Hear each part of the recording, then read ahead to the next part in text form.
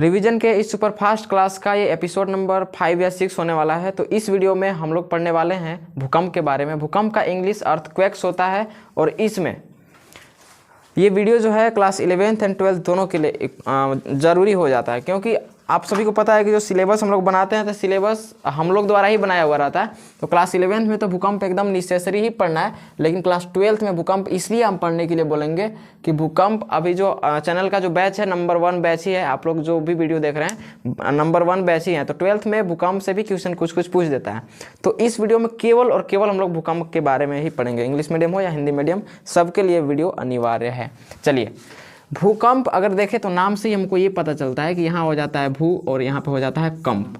मतलब भू मतलब आप क्या समझते हैं कि भू मतलब हो गया भूमि, क्या होता है भूमि, और कंप मतलब हो जाता है कंपन।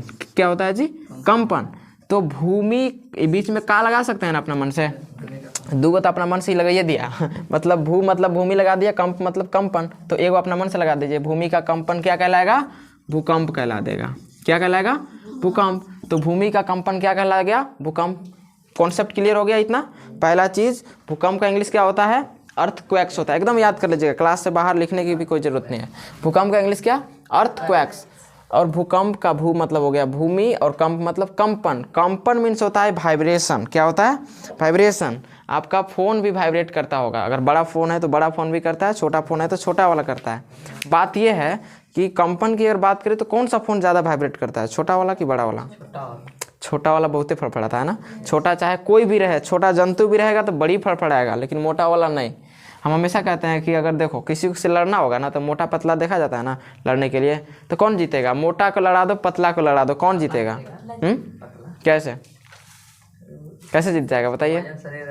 तो वजन शरीर रहेगा तो ओकरा में दम ताकत भी तो बहुत ज़्यादा रहेगा। पतला शरीर वाला इसलिए जीत जाएगा क्योंकि मोटा है, उसमें केवल फैट भरा हुआ है, कोई काम का है नहीं। ठीक है ना। फैट तो अनावश्यक ही ना होता है शरीर में, कोई काम तो होता नहीं है। अनावश्यक चमड़ी मतलब वो अनावश्यक चीज़ है। ठीक है ना।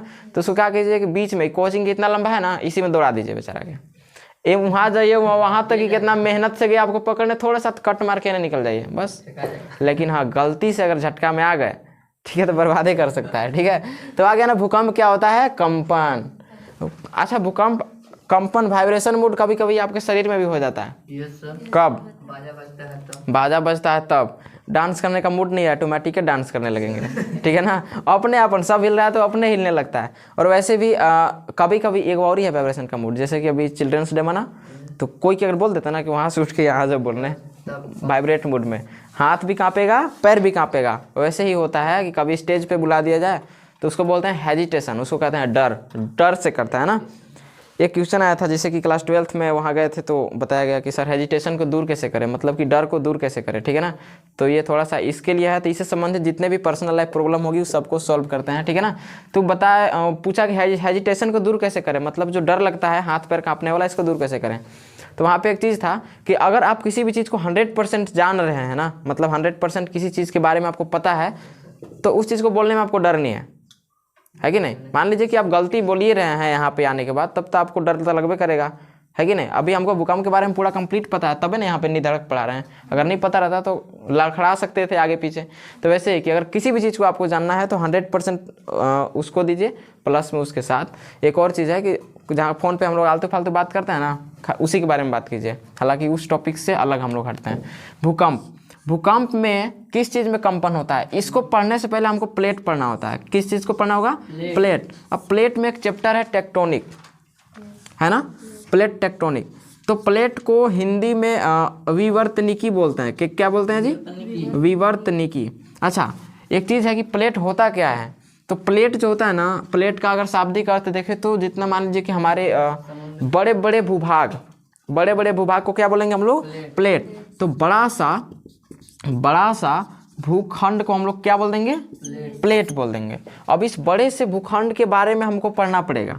तो इस बड़े से भूखंड के बारे में तो ऐसे इंग्लिश में बोल सकते हैं ना, study of the plates are called क्या? प्लेट टेक्टोनिक कहलाएगा। ठीक है ना। इंग्लिश में भी अगर लिखना चाहे तो ऐसे भी हो सकता है, study of the plate is called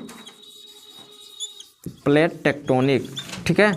मतलब इंग्लिश वालों के लिए भी ये हो गया, मतलब कि प्लेटों के बारे में, प्लेट क्या हो गया कि अभी आपको पता चला ना कि प्लेट के बारे में स्टडी करना है, तो प्लेट का मतलब क्या हो गया, बड़ा सा भूखंड, मतलब बहुत बड़ा धरती का टुकड़ा।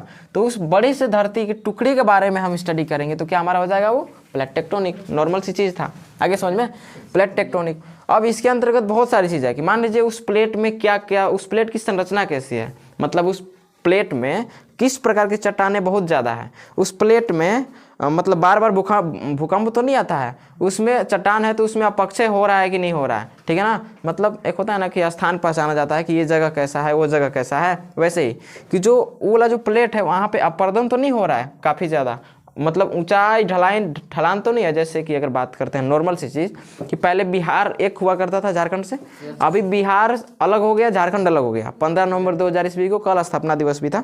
ऐसा क्यों हुआ होगा, दिमाग लगाइए, ऐसा क्यों हुआ होगा?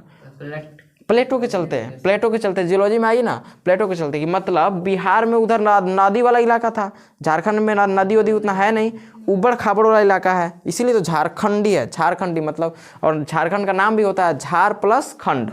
झार मतलब वही आप लोग जानते हैं ना, जंगल झाड़ी हो गया, वनस्पति वनस्पति, तो झार मतलब तो पता चल गया, खंड मतलब यही वाला भूखंड, ठीक है ना। तो जंगल झाड़ी वाला हम लोग के पास खंड था, तो यहाँ पे नदियाँ उतनी सारी नहीं है बट बहुत छोटा छोटा है, ठीक है। तो ये होगी झारखंड की बातें। अब वहाँ पे वो कुछ अलग तरीके का था, यहाँ पे कुछ अलग था, यहाँ के। अब देखिए कभी कभी होता है कि जनसंख्या पे भी ये सब चीज़ डिवाइड होता है, जैसे झारखंड कैसे अलग हुआ तो वो सब जनसंख्या पे भी है, ठीक है ना। तो जनसंख्या उधर कुछ और है, इधर कुछ और है, ये शिक्षा पर भी आता है, एजुकेशन पे भी, तब तक आप लोग नोट्स कर चुके होंगे, ठीक है। अब है कि प्लेटों के बारे में भूखंड, तो हम लोग तो पढ़ रहे हैं भूकंप, तो इसमें एक चीज़ आता है बहुत अच्छा सा, उसका नाम है मैग्मा। क्या आता है? मैग्मा। मैग्मा समझते हैं क्या होता है? मैग्मा लावा नहीं होता है, मैग्मा को इंग्लिश में भी हम लोग मैग्मा ही बोलेंगे। क्या बोलते हैं? मैग्मा। ये बनेगा ना तो आपके ये धरती के अंदर बनता है। कहाँ पे बनता है? धरती के अंदर। धरती के अंदर बना कैसे, तो देखिएगा इसके लिए कुछ आवश्यक परिस्थितियां हैं। नंबर 1 इसके लिए है वर्षा जल। क्या है? वर्षा जल। वर्षा जल का अंतः स्पंदन। अंतः स्पंदन समझते हैं क्या होता है? सोखना। क्या होता है इसका मतलब? सोखना, कि बारिश का जो पानी है क्या होगा, नीचे धरती में सोख जाएगा। तो सोख जाएगा तो सोख के कहाँ जाएगा? अंदर में न जाएगा, मिट्टी में न जाएगा। अब आप सभी को पता है कि धरती के अंदर बहुत सारे खनिज भी पाए जाते हैं। पृथ्वी के लेयर आप लोग को पढ़ा रहे थे तो बताया था कि ऊपर को सियाल कहते हैं जो क्रस्ट होता है, नीचे वाले को मेंटल कहते हैं, नीचे वाले को नीफे कहते हैं। सियाल का मतलब वही भी करता है सिलिकॉन एल्युमिनियम। मतलब सीख क्या मिला कि नीचे भी खनिज होते हैं। आगे समझ में? तो भैया नीचे भी खनिज है, तो एक चीज़ यहाँ से देखने को नहीं मिला कि जो बारिश का पानी का अंतः स्पंदन होगा, मतलब बारिश के पानी जब अंदर में सोखेगा तो उस खनिज को भी लेकर अंदर में जाएगा। Number 1 condition. नंबर 2 तापमान। क्या है? तापमान। ये तापमान कौन सा? तापमान समझिएगा कि सूर्य, मान लीजिए पृथ्वी एक बड़ा सा वस्तु है, आप लोग स्टार्टिंग में बताए थे, भूविज्ञान परिचय में लिखवाया था ना, पृथ्वी बहुत बड़ा पिंड है। तो उसी में कि ऊपर से एक बड़े से वस्तु पे पिंड तो मतलब टेम्परेचर तो लगातार पड़ रहा है। जैसे गर्मियों के दिन में बहुत ज़्यादा प्रभाव पड़ जाता है, बहुत ज़्यादा गर्मी रहता है। अभी जो ठंडी का समय है तो उतना तो फर्क नहीं पड़ने वाला है। अभी के समय में देखिएगा कि तापमान है, तो तापमान के चलते जो बारिश का पानी भी अंदर में होगा। और एक चीज़ और था, भूमिगत जल आप लोग को पढ़ाया था, जिसको अंडरग्राउंड वाटर भी कहते हैं, ठीक है ना। तो वो अंडरग्राउंड वाटर जमीन के अंदर तो ऑलरेडी है कि नहीं? जमीन के अंदर भी अंडरग्राउंड वाटर है, तो उसको भी टेम्परेचर दे देकर क्या करेगा। मान लीजिए कि आप औधन चढ़ाए हुए हैं। औधन समझते हैं क्या होता है? तसला। तो तसला में पानी रख के और उसको नीचे से गैस पे चढ़ा दिए हैं और उसको ऊपर से क्या कर दिए हैं? ढक दिए हैं। अब बताइए उसमें हम गर्मी दे रहे हैं तो क्या होगा? पानी इतना है कि पिघल के पूरा चीज़ हवा नहीं बन सकता। क्या करेगा बताइए? भाप बनेगा। तो वैसे ही भाप बनता है धरती के नीचे। अब बहुत ज़्यादा गर्म कर रहे हैं तब भाप नहीं बनेगा, सट जाएगा और एकदम आग जैसन रहेगा, एकदम गर्म हो जाएगा, ठीक है ना। लेकिन वो पानी की बात अलग है, ठीक है ना। पानी सूख जाएगा क्योंकि वो एक बर्तन में रखा हुआ है। इसके लिए बर्तन धरती है। मान लीजिए कि भूमिगत जो जल है धरती के अंदर, तो इसका बर्तन कौन है? पूरा पृथ्वी। तो वैसे ही नीचे है, ऊपर से इतना टेम्परेचर है, उसके साथ साथ एक और चीज़ आ जाता है जिसको कहते हैं प्रेशर, उसको कहते हैं दाब। हिंदी में क्या बोलेंगे? दाब। जैसे जैसे आप धरती के अंदर जाइएगा ना, तो वैसे ही कोई भी चीज़ धरती के अंदर सोखेगा तो उसको तापमान में वृद्धि दिखेगा, मतलब टेम्परेचर में बढ़ोतरी होगा, उसका दाब भी बहुत ज़्यादा मिलेगा। नीचे जाने के बाद हाँफने लगिएगा बहुत जल्दी जल्दी, ठीक है। तो वहाँ पे आपका काम नहीं करेगा कोई भी चीज़, प्रेशर रहेगा किस चीज़ का? धरती का। तो इन सभी चीज़ों के कारण, या मान लीजिए ये रूम है और बड़ा सा पत्थर का गुफा बना हुआ है ये, ठीक है ना। पत्थर तो उतना टेम्परेचर तो नहीं ना करेगा, मान लीजिए पत्थर तो पत्थर होता है, ऊपर से गर्मी पड़ रहा है एकदम, हम लोग अंदर में है, पंखा नहीं है ना ही कुछ नहीं है, कहीं पे ये छिद्र भी नहीं है छोटा मोटा, तो क्या हो सकता है, इतना गर्मी है, लगभग 80-90 डिग्री सेल्सियस गर्मी है, और ये पूरा पत्थर का, ईंट का भी नहीं है कि मारेंगे कि टूटेगा, ठीक है ना। मतलब हम लोग बाहर नहीं जा सकते, तब क्या होगा, अंदर में रहेंगे तो क्या करेंगे, गर्मी बर्दाश्त करना पड़ेगा। कितना गर्मी बर्दाश्त करेंगे, नहीं कर पाइएगा, कब वो एने दौड़िएगा कब वो दौड़िएगा, है कि नहीं। फूक फूक के हवा लीजिएगा, पंखा भी नहीं है, कूलर भी नहीं है, पंखा भी रहेगा तो टेम्परेचर पड़ेगा तो कितना झेलिएगा, है कि नहीं। तो क्या हो जाएगा, हम लोग तो मान लीजिए बहुत कम है, लेकिन अगर ऐसे एकदम पूरा लगा रहेगा तो कुछ ना कुछ तो बनिए जाएगा, सब में आग तो नहीं लगेगा धरती के अंदर, ठीक है ना। और नीचे है तो वो दबा हुआ ना है एक तरीके से, इसलिए कोई फर्क नहीं पड़ता है। तो यही सब चीज़ बदल जाता है आपका आग में। किस चीज़ में, आग में। आग में जब बदल जाता है तो यही आग, ये आग इतना गर्म होता है, इतना गर्म होता है कि इसी आग को हम लोग बोल देते हैं मैग्मा। क्या बोलेंगे, मैग्मा। सेम इसी प्रकार से जब सौरमंडल पढ़ा रहे थे तो तारों का भी निर्माण आग से ही होता है स्टार्टिंग में, ठीक है ना। तो गाना वाना काफ़ी सारी चीज़ें, लेकिन उस पर हम लोग नहीं चलेंगे। तो तापमान, दाब और वर्षा जल, ये सब चीज़ जो सोख कर अंदर जाते हैं तो वो आग के रूप में बन जाते हैं तापमान और दाब के चलते, तब बनता है हमारा मैग्मा। क्या बनेगा, मैग्मा। अब ये मैग्मा बाहर निकलने की कोशिश करेगा। आप देखिए क्लास 11th में ना एक चैप्टर बड़ा कॉमन है कि ज्वालामुखी और भूकंप एक में दे दिया है कि नहीं। तो इसमें हम केवल और केवल भूकंप जानेंगे, ज्वालामुखी अगले एपिसोड में जानेंगे। ये मैग्मा जो है बाहर निकलने के लिए सोचेगा। अब मान लीजिए कि हम एकदम व्याकुल हो उठे हैं इस रूम में अंदर में, ठीक है ना, ऐसे भी अंडरग्राउंड में है ही, समझिए कि धरती का लेवल है ही, बीच वाला होने हो गया, ये सबसे नीचे वाला है। तो हम एकदम व्याकुल हुए पड़े हैं, हमको बाहर कैसे भी निकलना है। तो हम लोग इधर से सब लोग मिलकर प्रेशर नहीं बनाएंगे कि हमको ऊपर चलना है, तो प्रेशर अभी हम नहीं बना रहे हैं। तो उसको बोलते हैं, जो प्रेशर बनाता है तो उसको हम लोग बोल देते हैं तरंग। क्या बोलेंगे, तरंग। ये तरंग बन जाएगा, मतलब नीचे से एकदम उधियात एकदम जाएंगे और स्पीड में ऊपर चले जाएंगे ऐसे, ठीक है ना। अब ये तरंग होते हैं आपके 3 प्रकार के। कितने प्रकार के, 3 प्रकार के। इसको इरेज कर दें। तरंग कितने प्रकार के हुए, 3 प्रकार के। अब 3 प्रकार के तरंग है तो इसमें ध्यान दीजिएगा, थोड़ा सा, ज़्यादा बड़ा चीज़ नहीं है। तरंग कितने प्रकार के, 3। नंबर 1 तरंग के नाम आप लोग को पता है। नंबर 1 तरंग को बोलते हैं पी तरंग। क्या बोलेंगे, पी तरंग। इसका इंग्लिश में अगर देखें तो पी मीन्स होता है प्राइमरी, और तरंग का इंग्लिश आप सभी को पता होगा वेव होता है। क्या होता है, वेव। तो प्राइमरी वेव्स हो गया पी तरंग। क्या हो गया, पी तरंग, प्राइमरी वेव्स इंग्लिश में बोल देंगे। और ऐसे ही नंबर 2 होता है एस तरंग। क्या होता है, एस तरंग। एस तरंग मतलब एस मीन्स सेकेंडरी, ठीक है ना, सेकेंडरी। जैसे प्राइमरी स्कूल सेकेंडरी स्कूल होता है ना, ऐसे करके। तो प्राइमरी स्कूल, मिडिल स्कूल भी आता है एक। तो पी तरंग मतलब प्राइमरी वेव्स, मतलब प्राथमिक तरंग इसको बोल देंगे। और एस तरंग मतलब सेकेंडरी वेव्स, मतलब कि द्वितीयक तरंग। आगे समझ में, इसका मतलब क्या हो गया, द्वितीयक तरंग, द्वितीयक तरंग। आगे समझ में। और इंग्लिश में भी लिख ही देते हैं जी इसको, प्राइमरी वेव्स, ठीक है ना, प्राइमरी वेव्स। इसको क्या बोलेंगे, प्राथमिक तरंग, प्राथमिक तरंगे, प्राथमिक तरंगे इसको बोल देंगे। इसी को बोलते हैं पी तरंग। आगे समझ में। चलिए नंबर 2, इसको बोल देते हैं क्या हम लोग, सेकेंडरी वेव्स। क्या बोलेंगे, सेकेंडरी वेव्स। इसको बोलते हैं हम लोग द्वितीयक तरंग। क्या बोल देंगे जी, द्वितीयक तरंगे। नंबर 3 आ जाता है एल तरंगे। क्या आता है, एल तरंगे। इसका मतलब हो गया लार्ज वेव्स।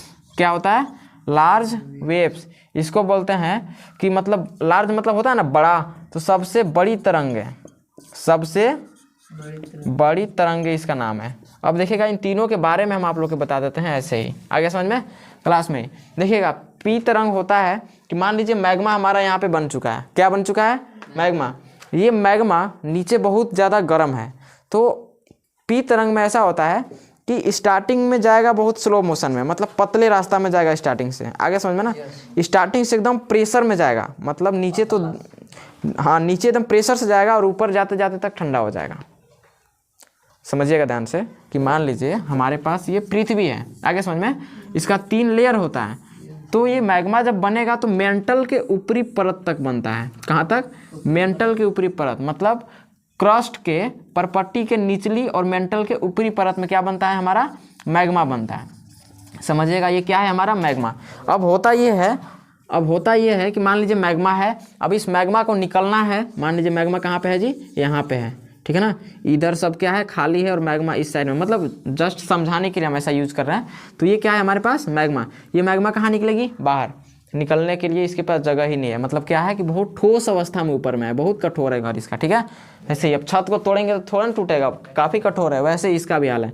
तो यहाँ से एक तरंग उत्पन्न होगा। तरंग आपको पता होगा, तरंग या तो ऐसे ऐसे उत्पन्न होगा या तो ऐसे ऐसे करके तरंग उत्पन्न होगा। हम बात कर रहे हैं, कैमरा को सुनाई दे रहा है, ये भी एक प्रकार का तरंग है। यहाँ पे हवा है ना, तो हवा के माध्यम से हम बोल रहे हैं। कभी कभी होता है ना, कोई पीछे बैठा हुआ है तो उसको कम सुनाई देता है थोड़ा सा, मतलब कि हम बोल रहे हैं क्लियर सुनाई नहीं देगा। तो इसका मीनिंग क्या हुआ कि हवा वहाँ तक कम जा रही है, मतलब हमको और तेज़ बोलने की आवश्यकता है, ताकि और तेज़ तरंग उत्पन्न होगा और उसके कानों तक सुनाई देगा। ऐसा कुछ होता है, ठीक है। तो वैसे ही यहाँ पर भी है कि ये जो है धीरे धीरे इतना गर्म है, जैसे आप लोग के तरंग एक चीज़ समझाते हैं। जैसे अभी तो ठंडी के समय देखने को नहीं मिलेगा, लेकिन गर्मी के दिन में मेन रोड पे आपको चलना है, मेन रोड पे चलना है। मेन रोड में आप देखिएगा कि ऐसा लगेगा ना कि उस जगह पे धा है। धा समझते हैं, जैसे आग जब बिकता है तो उसको धा कहते हैं, पेट्रोल से भी होता है। तो वैसे ही गर्मी के दिन में क्योंकि टेम्परेचर बहुत ज़्यादा होता है 45 प्लस में, तो मेन रोड पर आप अगर चल रहे हैं, मान लीजिए घर ही जा रहे हैं और रास्ते में हैं, तो बीच में ऐसा लगेगा ना कि धा है उस जगह पे, क्या है, एकदम आग बिक रहा है, ऐसे ऐसे एकदम कांपते हुए ऊपर की ओर लगता है। तो वो एक प्रकार का तरंग होता है। क्या होता है, तरंग। तो मानिए कि धरती के अंदर में उतना ही आग है, वो तो 45 डिग्री पर उतना लग रहा है, ठीक है ना। तो धरती के अंदर में केवल और केवल आगे है।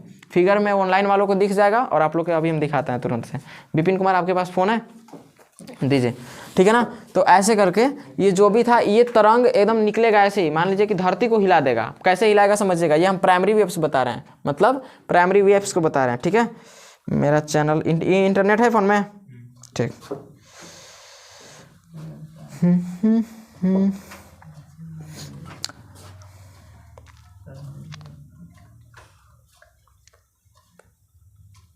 बीच में एडिट करवाइए कि मानिएगा जी, अभी एडिट नहीं करना पड़ता है, इतना सुपर हो रहा था रिकॉर्डिंग में, देखिएगा। तो बीच में ये मतलब इस अवस्था में आग रहेगा। किस अवस्था में रहेगा बताते हैं तुम लोग के, देखो इस अवस्था में आग रहता है, आगे समझ में। इस अवस्था में आग रहेगा नीचे, तो इतना गर्म आग रहेगा, तो समझिए कि ऊपर में केवल टेम्परेचर की वजह से क्या होता है कि हम लोग को थोड़ा सा धार जैसे देखने को मिलता है, ठीक है ना, और गर्मी में नहीं रह पाता है। तो वैसे ही देखिए धरती के अंदर ऐसा बन के रहता है। इन लोग के तो दिखबे नहीं करेगा यहाँ से वो कोई बात नहीं, फोटो लगा देंगे, फोटो दिखा ना जी। धरती के अंदर में इतना आग रहता है, ओके। तो इतना आग रहता है, तो समझिए कि थोड़ा सा भी धा तो उत्पन्न होबे ना करेगा, तो नीचे से बहुत ज़्यादा ताकतवर धा निकलेगा, और ऊपर जाकर क्या हो जाएगा, ठंडा हो जाएगा। मतलब जाते जाते सेक नहीं जाएगा, इतना ऊपर धरती के ऊपर जाएगा, तो ठीक है ना। तो ऐसे ही करके क्या हो जाता है, सेक जाएगा ऊपर जाते जाते तक। सेक जाना मतलब क्या होना, परेशान होना, थक जाना, ठीक है। ऊपर जाकर परेशान हो जाएगा। तो ऊपर जाकर, क्योंकि ऊपर का भाग बहुत ठोस है, जितना पत्थर चट्टाने सब ऊपर ही ना है, तो ऊपर ही क्रॉस नहीं कर पाएगा। तो जो हम लोग के जो भूकंप आता है, तो ये भूकंप ऊपर जाने के बाद राउंड अप करने लगेगा। मान लीजिए कि आपको क्या किया जाए कि बाहर निकलना है, तो बाहर आप सीधे नहीं निकाल पाइएगा, एकदम फटाक से ऊपर निकल जाएंगे। अगर ऊपर ज़्यादा कठोर है तो हमको तैरना पड़ेगा ऊपर में, इन्हें चक्कर है, इन्हें तो पतला नहीं है, उन्हें तो पतला नहीं है, ऐसे। तो वैसे ही बेचारा निकलने का कोशिश करेगा यहाँ पे, तो यहाँ पे तो निकल नहीं पाएगा, यहाँ पे सीधा नहीं निकल पाया। मान लीजिए कि कठोर भाग है इस जगह पे, तो लोग तैरने लगेगा ऐसे ऐसे, ठीक है। उसके बाद तब भूकंप उत्पन्न होता है। तो हम लोग के एक बार भूकंप 2017 में आया था, तो ऐसा आया था कि रन करते करते आया, एकदम ऐसे कैसे करके निकल गया। ज़्यादातर 5 सेकंड रहेगा ये, 5 सेकंड, 1 से 5 सेकंड के बीच में, ठीक है ना। एक इलाका में 5 से 7, मतलब 1 से 5 सेकंड, मतलब हम यहाँ पे हैं, फटाक से आएगा, 5 सेकंड जाते जाते तक फट से निकल जाएगा। ऐसे गर्मी निकलता है इन लोग का, ठीक है ना। और हाँ, जो एक को आवाज़ भी सुनाई देता है, रन का आवाज़ भी सुनाई देगा, रन करेगा एकदम, जैसे रिंग बजता है ना, ऐसे एकदम फास्ट करेगा, जैसे फ़ोन का कैसे वाइब्रेशन सुनाई देता है वैसे ही। तो उस आवाज़ को बोलते हैं भूकंप ध्वनि। क्या बोलते हैं, भूकंप ध्वनि। और एक यंत्र भी आता है जिससे भूकंप को नापा भी जा सकता है कि कितना की स्पीड में तरंग उसका था, तो उसको बोलते हैं सीस्मोग्राफी। क्या बोलते हैं, सीस्मोग्राफी। सीस्मोग्राफी द्वारा हम भूकंप के तीव्रता को नाप सकते हैं कि भूकंप कितना स्पीड में था। तो जो पी तरंग है हम लोग के पास, अगर कोई पूछेगा कि हम लोग के पास जो भूकंप आता है कौन सा भूकंप है, पी तरंग है। आगे समझ में। नंबर 2, कौन सा तरंग है? एस तरंग, सेकेंडरी तरंग। मतलब कि सेकेंडरी तरंग वहाँ पे उत्पन्न होगा धरती के जहाँ पे दलदली वाला इलाका है। मतलब नीचे तो आग अभी देखबे कि ये वैसे ही आग रहेगा, और वहाँ पे आग कम भी रहेगा ना। तो दलदली इलाका में एक होता है ना कि कहीं पे मान लीजिए दलदली इलाका है तो वहाँ पे कम भी है ना आग, तभी वो निकल जाएगा वहाँ से फटाक से, है कि नहीं। मतलब कि वहाँ के तरंग एकदम फट से आ जाएगा। मतलब कि यहाँ पे आग है और यहाँ के ऊपर ज़्यादा कठोर भाग नहीं है। मतलब कैसा इलाका है? कुछ दलदली टाइप का इलाका है, ठीक है। तो ये तो फट से एकदम इसका जितना भी है क्या बोलते हैं उसको, तरंग, ये तरंग फट से निकल जाएगा, ऊपर प्रभाव दिखा देगा। तो जो एस तरंग होता है, नहीं वो तो ज्वालामुखी है। तो ये जो एस तरंग हो गया, एस तरंग में ऊपर का इलाका क्या रहेगा? दलदली रहेगा, और नीचे से हल्का सा भी तरंग अगर उत्पन्न होता है, ठीक है, तो ये तरंग धर के ऊपर में बहुत ज़्यादा मतलब नुकसान पहुंचा सकता है। और ये होता है ज़्यादातर समुद्री इलाकों में। कहाँ पे? समुद्री इलाकों में। घर दूर ऐसे गिरा देगा, ठीक है। भूकंप आने पे ये जो एस तरंग है, भूकंप आने पे कभी कभी देखिएगा, भूकंप का फोटो आप देखिएगा, तबाही मच जाता है, ठीक है ना। कहाँ की चीज़ कहाँ, हम यहाँ पे खड़ा है, पता चला कि जो ये कैमरा और ट्राईपोड लगा हुआ है, ट्राईपोड गया ऊ कोना पर, हमने उधिया के चल गए, वो ऐसा भूकंप आता है। ये वाला भूकंप एस तरंग में नहीं उसको बोलेंगे, वो एल तरंग में आता है। सबसे बड़ी तरंग उसमें होता है कि उठा के किसी को पटक रहा है, हाथ गोड़ तोड़ देगा ऐसे, ठीक है ना। एस तरंग में ऐसे ज़्यादातर होता है। ये पी तरंग आएगा तो पता भी नहीं चलेगा कि पी तरंग आया, ठीक है ना। बहुत कम मात्रा में। आप घर में है तो पता ही नहीं चलेगा आपको कि भूकंप भी आया है, लेकिन बाहर रहने पर नुकसान पहुँचाएगा कौन? एस तरंग। मतलब एस तरंग में कि ऊपर का धरती क्या रहेगा? दलदली इलाका रहेगा, और नीचे से हल्का सा भी अगर तरंग उत्पन्न हो रहा है मैग्मा के चलते, तो ये चीज़ बेचारा आराम से ऊपरी प्रभाव दिखा देगा। नदी के पास नहीं, यहाँ पे हाँ दलदली के पास। तो दलदली इलाका हम लोग तरफ देखो, झारखंड जंगल झाड़ी है ना, यहाँ पे ठोस ये हम लोग का स्थल है।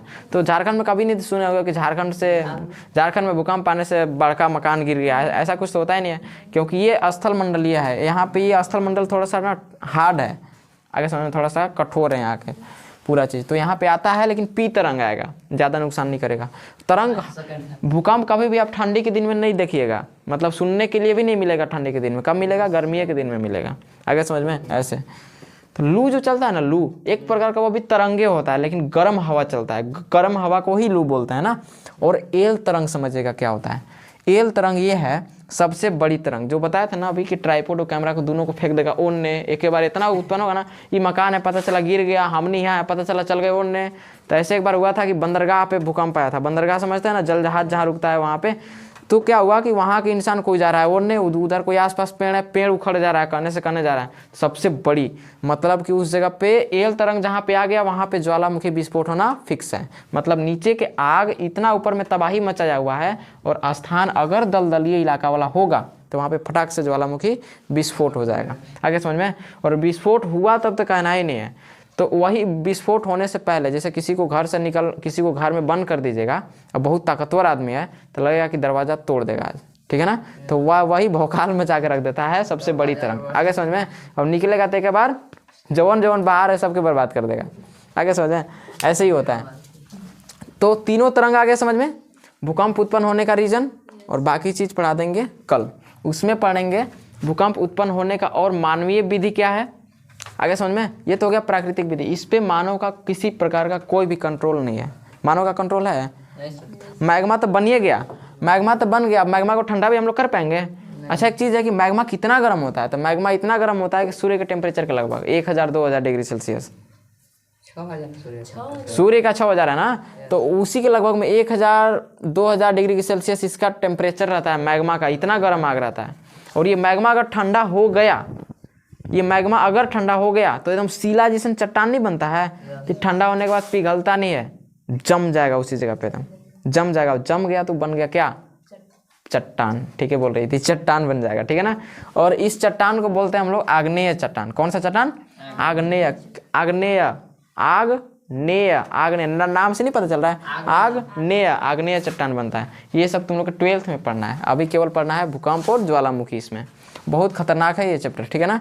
बाकी पढ़ाएंगे कल। इतना में कोई डाउट बचा है आप लोग के? बताइए फटाक से। इंग्लिश में भी हो ही गया। इसको क्या बोलेंगे? Primary waves. इसको क्या बोलेंगे? सेकेंडरी। इसको क्या बोलेंगे? Large waves. आगे समझ में। सबसे बड़ी तरंग, सबसे पी तरंग। हम लोग के पास कौन सा भूकंप आएगा? पी तरंग। भूकंप मापने का यंत्र क्या था? सिस्मोग्राफी। क्या था? सिस्मोग्राफी। भूकंप ध्वनि किसे कहते हैं? भूकंप ध्वनि किसे कहते हैं कि भूकंप के साथ साथ जो ध्वनि सुनाई देता है उसे भूकंप ध्वनि कहते हैं। एक और चीज़ आता है, उद्गम केंद्र क्या है कि जहाँ से मैग्मा बना और जहाँ से ये तरंग बनना शुरू हुआ वहाँ से उसको क्या बोल देंगे हम लोग, उद्गम केंद्र बोल देंगे। आगे समझ में, मतलब मैग्मा मान लीजिए कि हमारा यहाँ पे बन रहा है, मान लीजिए कि ये धरती है। अच्छा हाँ, मैग्मा धरती के नीचे नहीं बनता है, क्योंकि धरती के नीचे अभी तक पढ़ाई नहीं किया गया है कि धरती के अंदर में क्या है। इसी को पढ़ने के लिए जियोलॉजी बनाया गया है ना, धरती के अंदर में पढ़ने के लिए जियोलॉजी बनाया गया है। लेकिन अब अभी तक जियोलॉजी इतना सक्सेस नहीं हुआ है कि जो ना लास्ट वाला परत को क्या बोलते हैं, क्रोड, तो ये क्रोड तक साइंटिस्ट नहीं जा सकते हैं, इतना तो पता चल ही गया होगा, ठीक है। तो क्रोड तक नहीं जा सकता। तो मान लीजिए कि हमारा मैग्मा कहाँ पे है, यहाँ पे है। तो ये मैग्मा, ठीक है ना, ये मैग्मा के बारे में हमको पढ़ना है। तो ये मैग्मा जब भी बनेगा तो ऊपर में ही बनेगा, नीचे नहीं जा सकता है और, ठीक है ना, नीचे नहीं, क्योंकि नीचे में ऑलरेडी आग है, पृथ्वी के नीचे भी आग है, ठीक है, ऐसे। तो एक चीज़ और था कि जहाँ से मैग्मा निकल रहा है, मतलब जो तरंग बना, मान लीजिए तरंग तो ऐसे ही बना ना, यहाँ पे तरंग है, आगे आगे ऐसे ऐसे करते करते ऊपर जाके इफेक्ट दिखाएगा, ठीक है ना। तो जहाँ से तरंग उत्पन्न हुआ उसे हम लोग बोलते हैं उद्गम केंद्र। क्या बोलेंगे, उद्गम केंद्र। तो एक क्वेश्चन आता है कि भूकंप का उद्गम केंद्र किसे कहते हैं, तो आपका आंसर ये होगा कि ज्वालामुखी जहाँ से भूकंप उत्पन्न होना शुरू होता है उस केंद्र को हम लोग क्या बोलते हैं, उद्गम केंद्र। इसको बोलेंगे इंग्लिश में ओरिजिन सेंटर। क्या बोलेंगे, ओरिजिन सेंटर। कंप्लीट हो गया। चलिए अगला वो में हम लोग देख लेंगे कि उसके बारे में क्या है। उसमें हम लोग पढ़ेंगे वही मानवीय क्रियाओं द्वारा कैसे भूकंप आ सकता है, ठीक है ना। और उसमें पढ़ेंगे कि भूकंप आने का प्रभाव क्या होगा। प्रभाव दो प्रकार का होता है, एक हानिकारक और एक लाभदायक। भूकंप आने से कुछ कुछ चीज़ें हैं जो कि हम लोग को लाभ भी होता है और कुछ कुछ ऐसी चीज़ें हैं जो हानिकारक, तो सबसे ज़्यादा हानिकारक ही होता है, ठीक है ना। चाहे ज्वालामुखी हो चाहे वो भूकंप हो, सबसे ज़्यादातर हम लोग के नुकसान होता है। आगे समझ में। चलिए आज के लिए इतना ही रहेगा।